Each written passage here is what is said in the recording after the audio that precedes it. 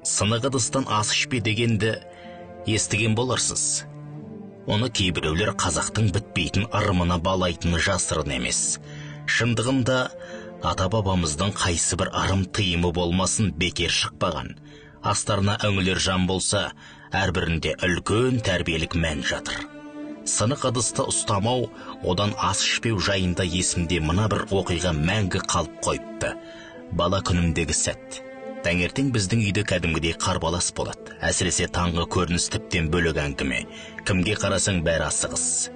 Бәрімізде атамның темірдей тәртібіне бағынамыз. Таңғы 7-де үлкенді кішіміз түгел дастарханда отырамыз. Ауырдым, кеше кеш жатқам деген сынды сылтаулар өтпейді. Ондай жағдай бола қалса, генералдың қаһарына ұшырайтынымыз анық.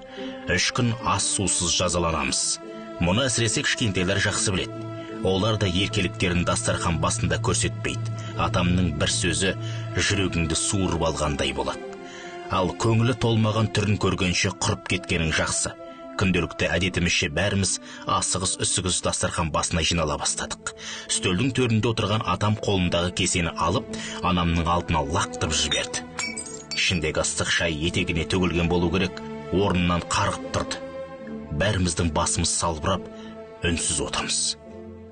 Атам ашуланғанда әжем үндемейді, тіпті көзін төмен қаратып отырады. Ал әкелеріміз себебін де сұрамайды. Қысқасы, үнсіздікті атамның өзі бұзды. Өткір көзімен әжеме қарап тұрып, бұған мына сен кінәлісің. Бөтен үйден келіп, босағаңды аттаған келінге үй ішінің тәртібін, талабын үйретеді. Ата-анасынан үйреніп үлгермеген тәрбиені санасына құя қоймаған сабақты өтеді. Сендердің көшеде ғалым, оқымысты болғандарың мен үшін көк тиын. Үй ішінде ұстанатын қарапайым ғана қағидаларды ұмыт қалдырасыңдар, деді ашуға мініп. Бірақ дастархан басындағылардың ешқайсысының да атамның не себептен ашуланғанын сұрауға батылы бармады.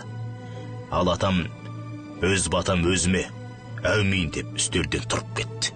Мән жайға түсінбей біз қалдық. Анамның көзіндегі жасты көрген әжем сабырға шақырып отыруын өтінді. Аталарының не үшін ашуланғанын айтайын. Бұған дейін де мен саған 1-2 рет ескерткем. Үйде ешқашан сынық ыдыс ұстамаңдар. Мұны әрқайсыңа жеке-жеке де жалпылама да айтқанмын. Бірақ ықылас танытпайсыңдар. Тап қазір осы үйдегі барлық ыдысты бір-бірлеп тексеріп шығыңдар.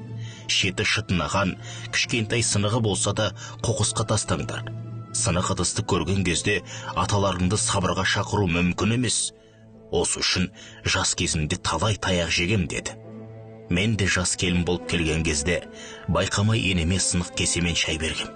Жарықтықтың көзі көрмейтін. Сынық ыдыс енемнің ернін жыртып жіберіп, қанды әрең тоқтатқанбыз. Сол кезде аталарың ашуланып, менің сыбағамды берген.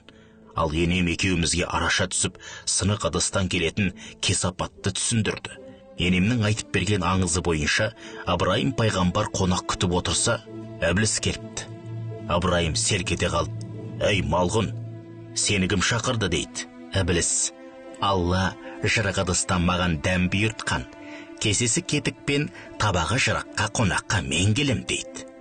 Абырайым дастарханға қараса, кетік ыдыс тұр екен. Жырық кесені алып, сыртқа лақтырып тастайды, онда несібеңді сырттан ізде, дейді. Содан бастап қазақ халқында жырық ыдыстың кетігінен сайтан қосарлана ас ішет деген түсінік қалыптасқан деседі. Мұны аталарың санасына жақсылап сіңіріп алған. Өз үйі тұрмақ, өзге үйде де сынық ыдыс көрсе, сол үйдің дастарханынан дәм татып алмайтын әдеті бар. Сөз естіп, көңілдеріне қаяу салғанша, айтқан сөзді қағып алып, екінші қайталамауға тырыспайсыңдар ма деп аяқтады әжем әңгімесін. Осы әңгімеден кейін анам ас үйдегі ыдыстарын ретке келтіріп, ескіргендерін жаңалай бастады. Бала күнімде санама сіңіп қалған осынау қағиданы мен де есімнен шығарған емеспін. Бүгінде өз балаларыма да айтып отырам.